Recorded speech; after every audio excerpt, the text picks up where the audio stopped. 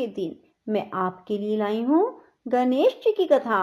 बंधुओं, कहा जाता है कि बुधवार गणेश जी का दिन है। यदि बुधवार के दिन गणेश जी की कथा सुनते हैं, गणेश जी के स्तोत्र सुनते हैं, गणेश जी के 108 नाम सुनते हैं, तो गणेश जी आपके कार्यों में आ रही सभी विघ्न बाधाओं को दूर करते हैं।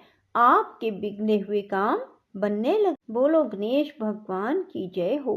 भगवान शिव ने विष्णु को षोडश उपचार युक्त गणपति पूजन की विधि बताई। तब भगवान विष्णु ने गणेश जी की 100 दिव्य वर्षों तक उपासना की। उनके घोर तप से प्रसन्न होकर गजानन साक्षात प्रकट हुए और बोले, मैं तुम्हारे तप से प्रसन्न हूँ, बोलो क्या चाहते हो। विष्णु जी बोले, मधुकैटभ नाम असुर अति प्रबल हो गए हैं, अतएव उनके वध का उपाय कीजिए। श्री गणेश जी ने कहा, वैकुंठनाथ, यदि आपने पहले ही मेरा पूजन किया होता तो अब तक असुर परास्त भी हो गए होते। विष्णु जी बोले, गजानन, मुझे आपका प्रभाव विदित नहीं था, अब आप वही कीजिए जिससे मैं उन असुरों का वध करने में सफल हो सकूं। हे नाथ, इसके साथ ही मुझे अपनी अनन्य एवं दुर्लभ भक्ति भी प्रदान करें। भगवान विष्णु की प्रार्थना सुनकर गजानन ने कहा, ऐसा ही होगा रमानाथ, आपके हाथ उन असुरों का अति शीघ्र वध होगा। इससे चतुरानन का भय भी दूर हो जाएगा और आपको महान यश की प्राप्ति होगी। हे विष्णु, अब आपके कार्य में कोई विघ्न नहीं आएगा। वर देकर भगवान गजानन अंतर ध्यान हो गए और भगवान विष्णु वहां से लौटकर अपने स्थान पर पहुंचे, जहां उन्होंने दोनों असुरों को युद्ध के लिए तैयार देखा। त्रिलोकी नाथ को वहां आया देखकर उनकी ओर झपटते हुए वे असुर बोले, तुम बड़े डरपोक हो। विष्णु जी हंसे और उन्होंने युद्ध करके शीघ्र ही मधुकैटभ का वध कर दिया। जहां उन्होंने भगवान गजानन की आराधना की थी, वह स्थान सिद्ध क्षेत्र के नाम से प्रसिद्ध हो गया। श्री सूत जी बोले, हे ऋषियों, महर्षि भृगु ने सोमकांत को गणेश चरित्र का वर्णन करते हुए राजा भीम का वृतांत भी बताया। वे बोले, राजन, भीम कौंडिन्यपुर का राजा था।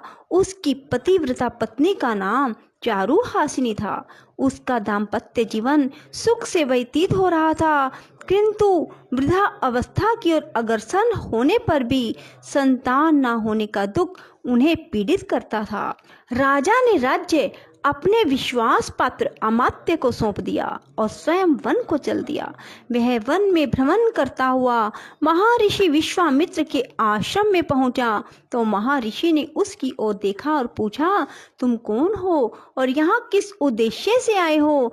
राजा बोला, प्रभो, विदर्भ देश का राजा हूँ, कौंडिन्यपुर मेरी राजधानी है, मेरा नाम भीम है। मेरी वृद्ध अवस्था आ पहुंची, लेकिन संतान सुख अभी तक प्राप्त नहीं हुआ, इसीलिए आपकी सेवा में उपस्थित हुआ हूँ। मैं नहीं जानता कि मुझ जैसे कर्तव्यनिष्ठ एवं धर्मज्ञ व्यक्ति को भी इस दुर्भाग्य की प्राप्ति क्यों हुई।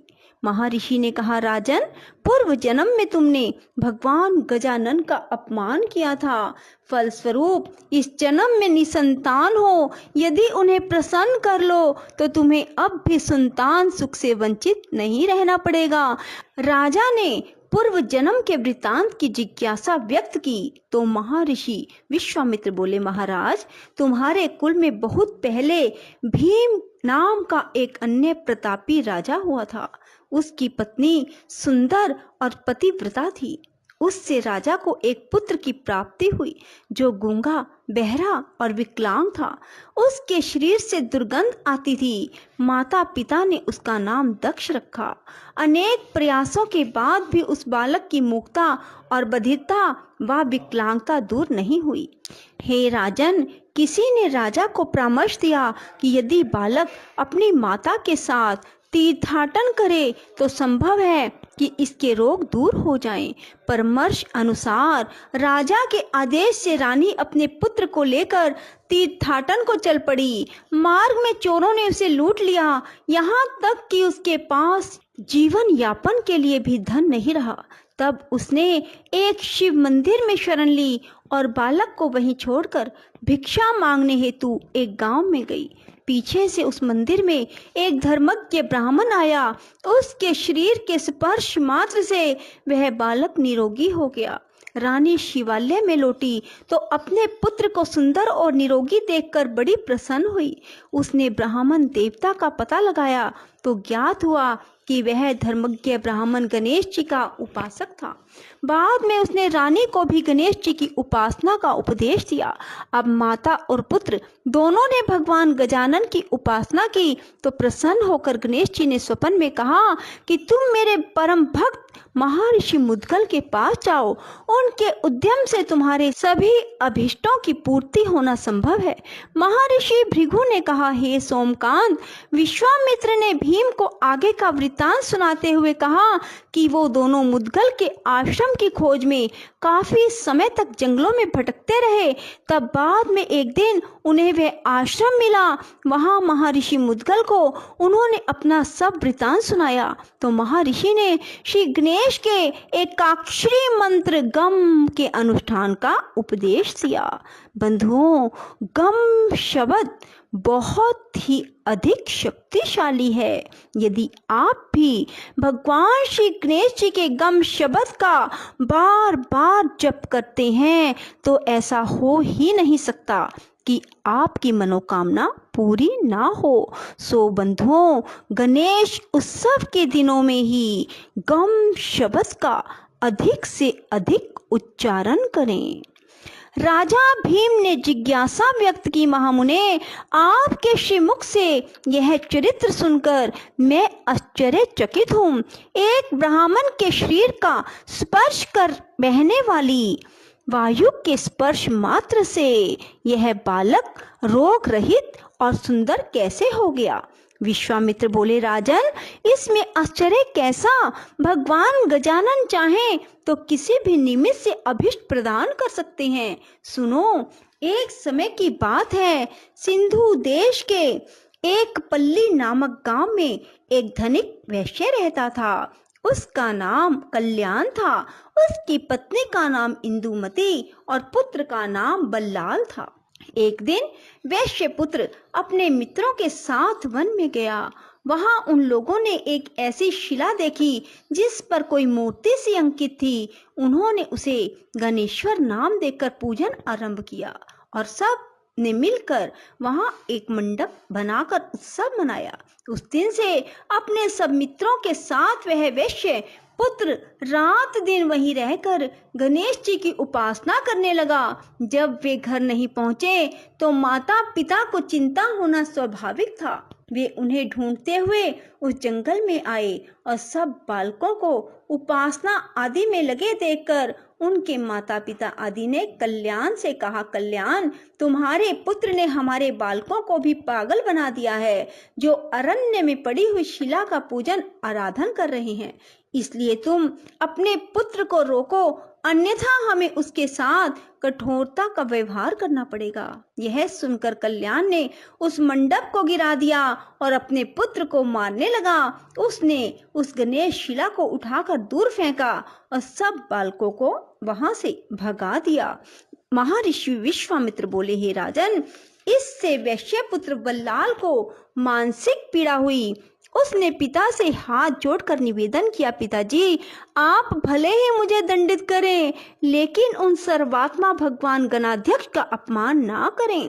वे अपने भक्तों के सभी विघ्नों का हरण करने वाले व कल्याणकारी देव हैं। उनके समान अन्य कोई बड़ा देव नहीं है। वैश्य ने क्रोधावेश में कहा, मूर्ख, इस पत्थर को सर्वात्मा कहता है। देखूंगा तेरा गणाध्यक्ष तेरे विघ्नों को किस प्रकार दूर करता है। कल्याण अपने पुत्र को एक पेड़ से दृढ़ता पूर्वक बांधकर बोला, अब भी अपनी भूल स्वीकार कर ले और गणेश की भक्ति छोड़कर अपने कार्य में लग जा। किंतु पुत्र ने पिता की बात स्वीकार नहीं की। वह उसे गाली देता हुआ चला गया। बालक को अपने पिता की निष्ठुरता पर क्रोध आ गया और उसने पिता को शाप दे डाला, तुमने मुझे इस निर्जन वन में अकेला ही निर्दयता पूर्वक बांधकर छोड़ दिया है। फलस्वरूप तुम बहरे, गूंगे, अंधे और विकलांग होगे। काफी समय व्यतीत होने व वृक्ष से बंधा रहने के कारण बालक थक गया। रस्सी के बंधन उसके कोमल अंगों में चुभ गए।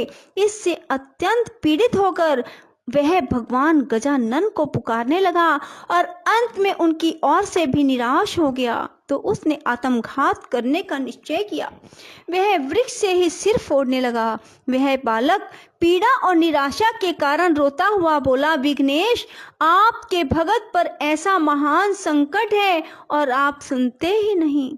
पता नहीं आप कहीं हैं भी या नहीं। यदि हैं तो फिर आते क्यों नहीं। तभी उसने देखा कि सामने से एक ब्राह्मण आ रहा है। उसने तुरंत बालक के बंधन खोले और सिर पर हाथ फेरते हुए कहा, बस तुम्हारी पुकार सुनते ही तो मैं यहाँ आ गया हूँ। तुमने पिता को जो शाप दिया है वह सत्य होगा और यह स्थान तुम्हारे नाम पर बल्लाल विनायक के नाम से प्रसिद्ध हो जाएगा। इधर कल्याण का शरीर उसी समय से रोगग्रस्त हो गया। उससे दुर्गंध आने लगी। वह बहरा, गूंगा, विकलांग हो गया। उसकी दशा देखकर पत्नी को बहुत दुख हुआ। वह पुत्र को देखने के लिए अरण्य में गई तो वहां उसे गणेश्वर के पूजन में लगा देखा। इससे उसके मन में बड़ी प्रसन्नता हुई। उसने पुत्र से कहा कि पुत्र, यह तो तू बड़ा शुभ कार्य कर रहा है, परंतु तेरे पिता की दशा बहुत दयनीय हो गई है। उन्हें भी चलकर देख ले। वत्स, माता पिता की आज्ञा मानना भी पुत्र का परम कर्तव्य है। बल्लाल ने उसी प्रकार शांति पूर्वक बैठे रहकर कहा, माता, संसारिक माता पिता तो अनित्य हैं, यथार्थ माता पिता तो भगवान गणेश्वर ही हैं, जिनकी मैंने शरण ली है। इन्हीं भगवान का निरादर करने के कारण पिताजी की ऐसी दशा प्राप्त हुई है। पिताजी को ऐसी दशा प्राप्त हुई है। उनकी सेवा करना तुम्हारा भी तो कर्तव्य है, क्योंकि पत्नी के लिए पति की सेवा ही सर्वोपरि है। माता ने कहा, पुत्र, अपने जन्मदाता पिता को शाप से विमुक्त कर दो। मैं तुमसे विनय करती हूँ। यह सुनकर बल्लाल ने कहा, माता, मैं तो अब कुछ भी नहीं कर सकता। अगले जन्म में तुम एक राजा की महारानी बनोगी, किंतु तुम्हारा पुत्र गूंगा, बहरा, विकलांग और दुर्गंध युक्त होगा। उसके कारण तुम्हारा पति उस पुत्र के साथ तुम्हें भी घर से निकाल देगा। फिर एक शिवालय में एक गणपति भगत ब्राह्मण के स्पर्श से तुम्हारे दक्ष नामक पुत्र का शरीर निरोग और सुंदर हो जाएगा। हे राजन, यह समस्त घटना चक्र उसी वाणी के अनुसार घटित हुआ था। बोलो श्री गणेश जी भगवान की।